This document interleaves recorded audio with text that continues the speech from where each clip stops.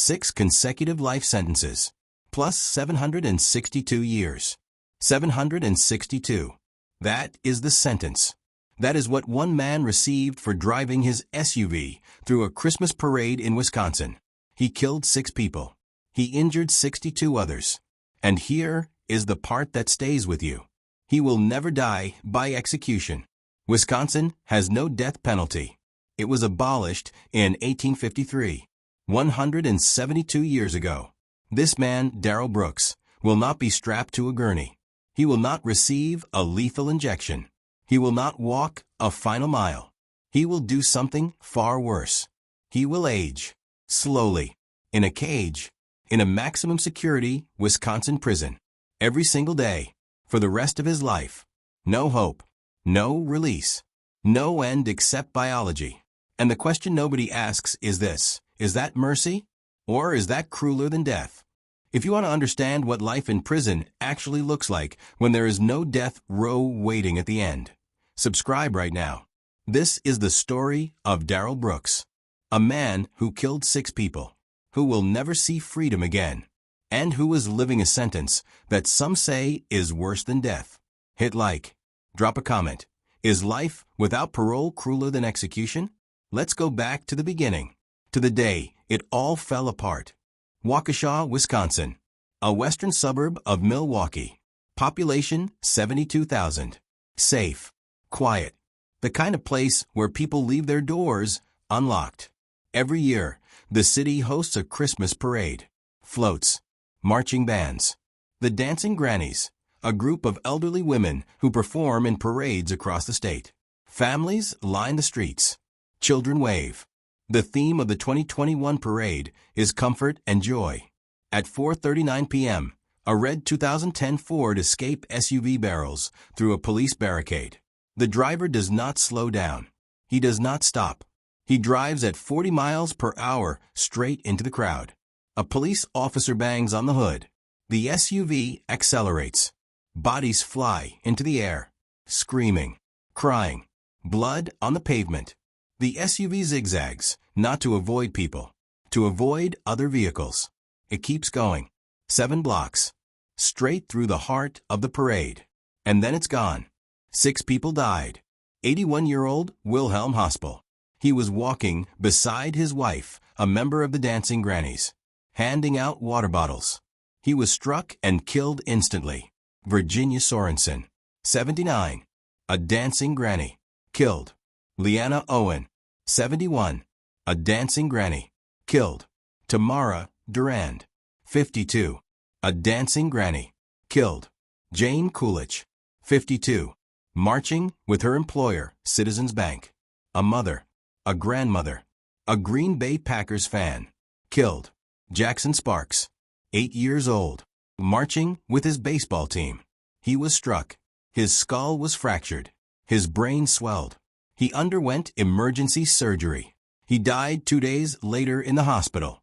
His older brother Tucker, also struck, survived. Jackson did not. He was 8. 62 others were injured, 12 of them children. Some lost limbs. Some suffered traumatic brain injuries. Some will never walk again. And the driver, the man behind the wheel, was Darrell Edward Brooks, Jr., 39 years old. A career criminal with a rap sheet dating back to 1999. Brooks fled the scene. He abandoned the SUV. He knocked on the door of a nearby house. He asked the homeowner to use the phone. He said his car had broken down. The homeowner, not knowing what had just happened, let him inside. Brooks called an Uber. Police arrived minutes later. They arrested him without resistance. Inside the vehicle, officers found no evidence of mechanical failure, no brake failure, no steering malfunction. The SUV worked perfectly.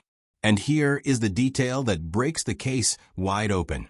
Minutes before the attack, Brooks had been involved in a domestic disturbance with his ex-girlfriend. He punched her. He tried to run her over with the same red Ford Escape. She called the police. Brooks fled, and he drove straight into the Christmas parade. Darrell Brooks should not have been on the street that day. 3 weeks earlier, November 2nd, 2021, Brooks punched his ex-girlfriend in the face. He ran her over with his vehicle. The charges filed against him included second-degree recklessly endangering safety, domestic abuse, a felony. His bail was set at $1,000. $1,000 for a man with a violent criminal history spanning 2 decades. Brooks posted bail on November 19th, 2 days before the attack. He walked free. On November 21st, he drove into a Christmas parade. The Milwaukee County District Attorney later admitted the bail was inappropriately low. Inappropriately low. 6 people died. 62 were injured because a violent felon was released on a $1,000 bond. Hold on, before we get to the trial, I need you to subscribe if you haven't already. Because what happens next, the courtroom circus, the outbursts, the verdict, and the sentence, is the part that shows you who Darrell Brooks really is. Drop a comment. Do you think Brooks should have been released on bail? Keep watching. October 3rd, 2022. The trial begins. Brooks is charged with 76 counts. 6 counts of first-degree intentional homicide. 61 counts of reckless endangerment. Multiple other charges. Each homicide count carries a mandatory life sentence. There is no plea deal. No negotiation. This is going to trial. And Brooks makes a decision that shocks everyone. He fires his public defenders. He chooses to represent himself. He has no legal training, no law degree, no understanding of courtroom procedure. But he insists. And the judge, Judge Jennifer Doro, allows it. What follows is one of the most chaotic trials in Wisconsin history. Brooks does not answer to his name. When the judge calls him Mr. Brooks, he interrupts. He says that is not his name. He refuses to identify himself. He claims he is a sovereign citizen, a legal theory with no basis in law. He interrupts witnesses. He interrupts the judge. He shouts. He refuses to stop talking. At one point, Judge Doro has bailiffs physically remove Brooks from the courtroom. He is moved to an auxiliary room. He watches the trial on a video feed. The judge mutes his microphone every time he becomes disruptive. Survivors take the stand. They describe the SUV, the bodies, the screaming. Some of them weep. Brooks cross-examines them. He asks them questions about the attack. He asks an 8-year-old boy, a survivor, if he remembers what Brooks was wearing that day. The boy breaks down. The courtroom is silent. Brooks keeps going. The jury deliberates. 3 hours. That's it. On October 26, 2022, the verdict is read. Guilty. All 76 counts. Every single one. Brooks sits with his head down. His hands cover his face. He does not look up. He does not speak. The judge reads the verdict aloud. Guilty. Guilty. Guilty. 76 times. The courtroom erupts in applause. Families of the victims cry. Some cheer. Brooks remains silent. And now, the sentencing. November 15th and 16th, 2022. 2 days of victim impact statements. One by one, survivors and family members take the stand. Over 70 people speak. They describe the horror, the nightmares, the surgeries, the funerals. Aaron and Sherry Sparks, the parents of 8-year-old Jackson, speak. Sherry reads a statement. Aaron weeps beside her. She describes watching her son die in a hospital bed. She describes the moment they turned off the machines. Chris Owen, whose mother Leanna was killed, looks directly at Brooks and says, "All I ask is you rot. And you rot slow." Multiple witnesses say Brooks drove over children like they were speed bumps. Multiple people call him evil. Brooks sits. He listens. He says nothing. Real quick, if you're still watching, you need to subscribe. Because what happens next, the sentencing, the judge's words, and what Brooks's life looks like now, is the part that answers the question, is this worse than death row? Comment below. Do you think Brooks feels remorse? Now, back to the courtroom. Before sentencing, Brooks is given the chance to speak. He speaks for over 2 hours. 2 hours. He rambles. He deflects. He blames his mental illness. He says he grew up fatherless, poor, hungry, in apartments infested with rats and bugs. He says he was physically abused.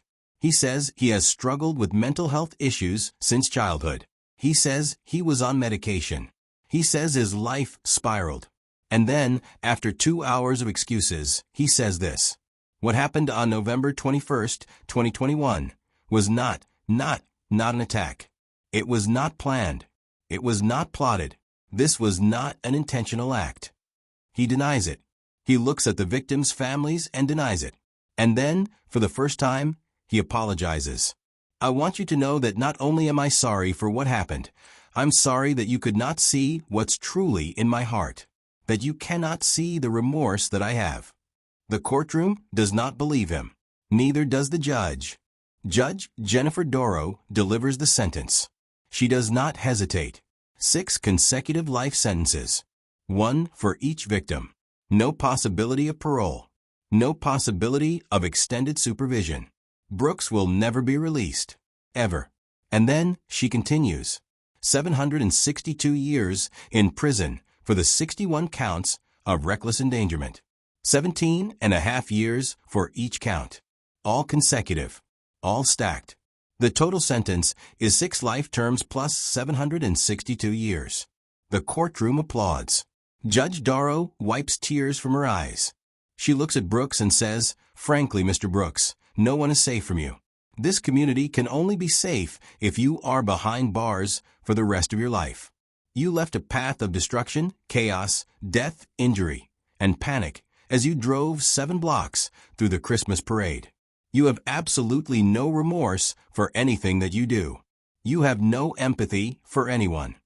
In Wisconsin, life without parole means exactly what it says. No release, no commutation, no possibility of freedom. Brooks will remain in a maximum security prison until he dies. There is no parole board. There is no hearing. There is no 15-year review like in some states. The only way out is clemency from the governor, a pardon. And in Wisconsin, governors almost never grant pardons to murderers. The last person in Wisconsin to receive a pardon for murder was in the 1960s. Brooks will die inside. That is the sentence. That is the reality. And he knows it. After sentencing, Brooks is transferred to Dodge Correctional Institution in Waukesha, Wisconsin, a maximum security facility. It houses some of the state's most dangerous offenders. Men serving life sentences. Men who will never leave. The facility is cold, industrial, concrete walls, steel doors, small cells. Brooks is placed in a single cell. He is monitored constantly. He is classified as high risk, not because of escape attempts, because of the nature of his crime, and because inside a Wisconsin prison, child killers are not safe, ever. In November 2024, the Wisconsin Department of Corrections confirmed that Brooks had been moved out of state. They cited security concerns. They did not elaborate. Reports circulated that Brooks had been assaulted inside Dodge, that there was an immediate threat on his life, that he required medical attention. A YouTube video claimed he had been beaten badly and transferred to a Supermax facility in Colorado. The Department of Corrections denied the assault. They said there was no documentation to support it, but they confirmed the threat, and they moved him anyway. Brooks is now serving his sentence in an undisclosed out-of-state facility. The location is classified. The details are sealed. He is 42 years old, and he will spend the rest of his life moving between cages, alone. What does life without parole actually look like? This is the part nobody talks about. This is the part the courtroom never explains. Brooks wakes up at 5:30 a.m. every day. A bell rings. Lights come on. He is alone in his cell. He has no cellmate. High-risk prisoners are kept in isolation for their own safety. Breakfast is delivered through a slot in the door. He eats alone. At 7 a.m., he is allowed 1 hour of recreation, sometimes in a cage, sometimes in a small yard. Alone. He returns to his cell. He sits. He waits. Lunch is delivered. He eats. The afternoon is empty. No visitors. No phone calls. No programs. He is classified as too dangerous for general population activities. Dinner is delivered. He eats. Lights out at 9 p.m. He lies on a narrow bed. And he does it again, every day, for the rest of his life. Here is the cruelty of life without parole. It is not a countdown. It is not a sentence with an end date you can mark on a calendar. It is open-ended. It is forever. Death row inmates in states that still execute have a certainty, a final date, a moment when the suffering ends. Brooks has no such certainty. He will wake up tomorrow, and the day after, and the day after, for decades, until his heart stops, until his body fails, until biology, not justice, ends him. Some prison reform advocates call this death by incarceration. A slow execution, carried out not by the state with a needle, but by time, by isolation, by the weight of knowing you will never leave. Brooks filed a notice of intent to appeal his conviction in late November 2022. He requested representation from the Wisconsin State Public Defender's Office. An appellate attorney was assigned. The attorney filed multiple requests to extend the appeal deadline. The process is ongoing, but legal experts are unanimous. The appeal will fail. The evidence is overwhelming. The trial was fair. The jury was unanimous. The verdict will stand. And even if, somehow, Brooks won a new trial, the outcome would be the same. 6 life sentences. 762 years. The numbers do not change. The cage does not open. Is life without parole crueler than death? This is the question Brooks's sentence forces you to confront. Amnesty International opposes life without parole. They call it hidden death penalty, a sentence that removes all hope, that denies rehabilitation, that treats human beings as permanently irredeemable. The United Nations Human Rights Committee has condemned life without parole as a violation of human dignity. Some states, like California, have begun rolling back life without parole sentences for certain crimes. They argue that people can change, that even the worst offenders deserve a chance at redemption after decades. But for men like Brooks, for men who killed 6 people, including an 8-year-old child, in a deliberate act of violence, the question becomes harder. Should he have hope? Should he have a second chance? Or is the cage exactly where he belongs? Inmates on death row in states that still execute have spoken about this. Some of them say they would rather be executed than spend life in prison. The waiting is torture. The isolation is unbearable. But at least there is an end. At least there is closure. Life without parole inmates, men like Brooks, do not have that. They have decades of sameness, of routine, of nothingness. Studies have shown that long-term isolation, the kind Brooks is experiencing now, causes permanent psychological damage, depression, anxiety, hallucinations, cognitive decline. The brain deteriorates. The self fragments. Some inmates describe it as living death, and Brooks will experience it for 30, 40, maybe 50 more years. At sentencing, Brooks's grandmother, Mary Edwards, took the stand. She apologized. She wept. She said it was her prayer that Brooks would sincerely and humbly apologize. She said she was sorry to those who had been hurt so badly by what her grandson had done. She begged the court to see him as a human being, as someone who was sick, who needed help, not punishment. The judge listened, and then she sentenced him anyway. 6 life terms. 762 years. Because, at the end of the day, the question is not whether Brooks is mentally ill. The question is whether society can afford to let him out. And the answer from the judge, from the jury, from the state of Wisconsin was no. Never. As of January 2025, Darrell Brooks is alive. He is 42 years old. He is serving his sentence in an undisclosed out-of-state facility. He has no visitors. No contact with the outside world beyond his lawyer. He writes letters. He files motions. He waits. The families of his victims go on living. Some have moved. Some have divorced. Some have started foundations in their loved ones' names. Jackson Sparks's parents established a memorial fund. The Dancing Grannies rebuilt their group. They march in parades again. They dance. They remember. And Brooks sits in a cell, alone, counting days that have no end. Darrell Brooks will never be executed. He will never face a firing squad. He will never walk a final mile. Wisconsin abolished the death penalty in 1853, and it has never brought it back. Instead, Brooks will do something far worse. He will age in isolation, in a maximum security cage, for the rest of his life. 6 consecutive life sentences, plus 762 years. He killed 6 people. He injured 62 others. And he will spend every remaining day of his existence locked inside a cell. No hope, no end, just time. Is that justice? Or is that cruelty? That is the question his sentence asks.